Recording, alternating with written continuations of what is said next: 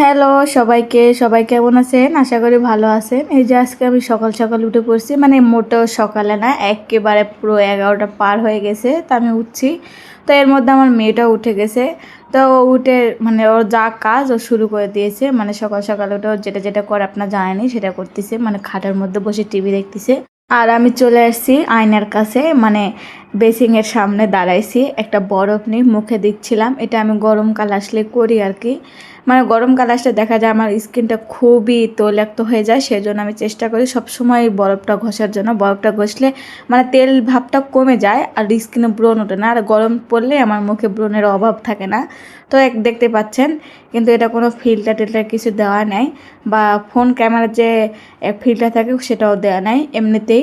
তারপর আমার স্কিনটা কিন্তু বোঝা যাচ্ছে বরুণ, কিন্তু অতটা নাই। তো আপনারা চাইলে কিন্তু দিতে পারেন, আমি তো দেই, প্রায় দেই, মানে প্রায় বলতে প্রতিদিন 3-4 বার, মানে 3-4 বার দেই আমি হিসাব ছাড়া। তো যাই হোক, এদিকে কিন্তু মুখে পরিষ্কার করা হয়ে গেছে। তো সকালে এই হলো আমার কাজ আজকে। মানে রাতের বেলা করছিলাম না, আলসামি করে রেখে দিছিলাম যে সকালে উঠে করব। তো সকাল যেহেতু হয়ে গেছে, স্কিন কেয়ারও করা হয়ে গেছে। তো এদিকে এখন প্লেট বাসনটি ধুয়ে ফেলার কাজ। তো সুন্দর করে এখানে মাজা মুখোশা করে নিলাম, নিয়ে সুন্দর করে ধুচ্ছিলাম। মানে রাতের বেলায় করে রাখি। আর সেদিন রাতে মানে হয়েছে কি, আমি কাজ করতেছি, ওখানে ওর বাবা মানে বারবার ভরাচ্ছে। তো সেটা রাগের ঠেলা তার করে নাই, যে রেখে দিয়েছিলাম যে যাক সকালে করব। সকালে যেহেতু আমার আজকে চাপ নাই, মানে আজকে রান্না বান্না করতে হবে না, সেই জন্য আর কি। তো এদিকে থাল বাটির ধোয়া হয়ে গেছে, তো ওই জায়গাটা পরিষ্কার করতে হবো, সেজন্য একটা কাপড় নিলাম। কাপড় নিয়ে সুন্দর করে পরিষ্কার করে ফেলতেছিলাম। মানে ফেনা ভরে যায়, নিচে পড়ে যায়, যেহেতু কিচেনটা একদম ছোট। ছোট বলতে একার জন্য ঠিক আছে, কিন্তু দুজন মানুষ এখানে ঢোকার কোনো অপশন থাকে না। তো যাই হোক, এদিকে সুন্দর করে পরিষ্কার করে নিলাম। আর চিন্তা করতেছিলাম আজকে কি করব, কাজ তো নেই, রান্না না থাকলে মেয়ে মাসের কোনো কাজ থাকে না, এ ঘর পরিষ্কার করার কোনো ব্যাপারই না। তা যাই হোক, এদিকে কিন্তু অত পরিষ্কার করতে করি না আমি, প্রতিদিন 2-3 দিন পর পর করি। তো চিন্তা ভাবনা করলাম, যেহেতু নতুন সোফা কিনে দিয়েছে আর বাবা, সোফাটা আপনাদের সঙ্গে শেয়ার করিনি, তো অন্য একদিন করবো নি। ভিতরে কেমন কি আজকে দেখাবো না। তো সোফার ওই পিছন দিকটা ফাঁকা ফাঁকা রয়েছে, তো ওখানে কি দেওয়া যায় বা কি রাখা যায় সেটা চিন্তা ভাবনা করতেছিলাম। তো বাসায় দেখতেছিলাম যে ওর বাবা মেয়ের ছবি আসছিল, ওর বাবা ঘুরতে গেছিল মানে কক্সবাজার, সেগুলোর ছবি আসছিল। তো ওগুলা দিয়েই মানে একটু সেট করে নেব, সেই জন্য আর কি ওখানে দুটো প্যারাক পুঁতে নিয়েছিলাম, নিয়ে সুন্দর করে বাবা মেয়ের ছবিটা প্রথমে ঝুলাই দিলাম। মানে ছোটোবেলাকার ছবি ওর। এখন তো মাশাআল্লাহ অনেকটাই বড় হয়ে গেছে, আর চিন্তা ভাবনা করি না।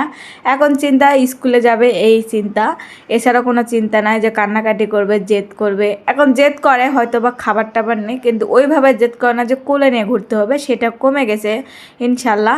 তো যাই হোক, এদিকে সুন্দর করে আমি মানে ক্যালেন্ডারটি লাগাইতেছিলাম, তার মধ্যে আমার মেয়ে কিন্তু একটা লুকায় রাখছিল, সেটা চিল্লানি দিলাম, তারপর আয়না দিল। তো ওইদিকে ক্যালেন্ডার লাগাতে ও সোফার মধ্যে লাফালাফি করতে শুরু করে দিয়েছিলো, সেজন্য সোফার যে ফোমটা থাকে সেটা উঠে গেছিলো। তো সুন্দর মতো আমি উঠাই নিচ্ছিলাম, মানে জোরজাত করে নিলাম, নিয়ে বাইরে গেলাম, দেখলাম যে মানি প্লান্ট যেহেতু আনছিলাম খালা শাশুড়ির বাসা থেকে, তো বেশ বড় হয়েছিল, তো সেটা এখানে ঝুলিয়ে দেই।